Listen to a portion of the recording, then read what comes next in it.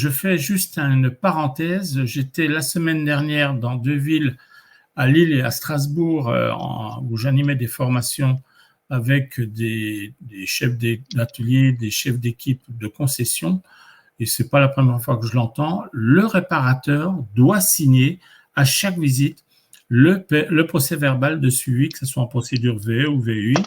Et en principe, on devrait remettre un double à chaque visite auprès du réparateur qui devrait constituer son archive. Donc, je le dis au passage parce que c'est important. On me dit, oh, mais vous savez, M. Chevreau, les gens signent qu'à la fin, etc., etc.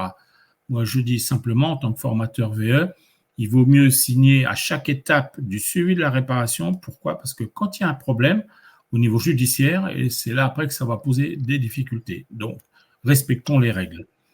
Donc, vous voyez, première étape de la méthodologie, dans l'hypothèse où l'expert n'est pas celui qui a délivré le premier rapport, un second expert doit, une fois missionné, examiner indépendamment de la première expertise le véhicule dans l'état où il se trouve contrairement avec le réparateur chargé de la remise en conformité. En plus clair, ça veut dire quoi?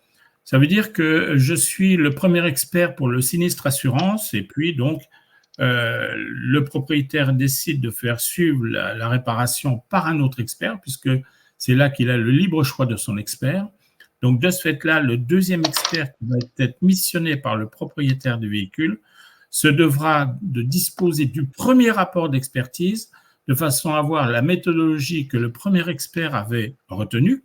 Et il se pourrait que le deuxième expert puisse avoir une méthodologie différente du premier.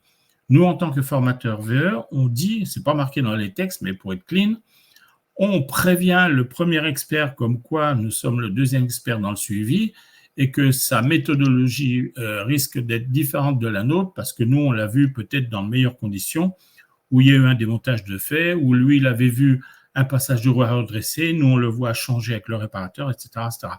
Donc, ça veut dire qu'il faut coûte que coûte, en final, que le deuxième expert puisse disposer du premier rapport d'expertise.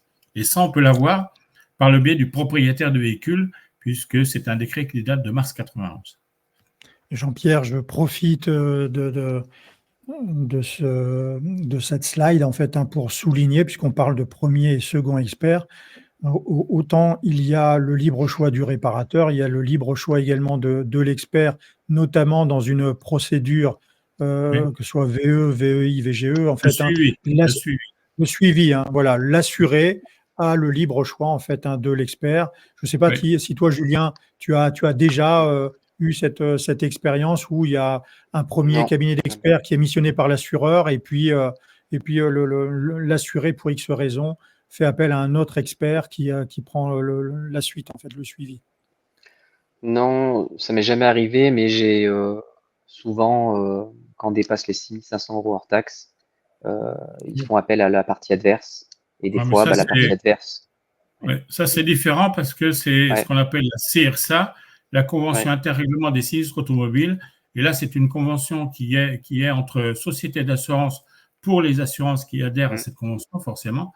Et c'est vrai qu'au-delà de 6 500 hors taxe, c'est un deuxième expert qui représente le tiers, qui est peut-être partiellement ou totalement responsable dans le sinistre, qui vient examiner le véhicule. Mais ça, c'est une contre-expertise liée à cette convention.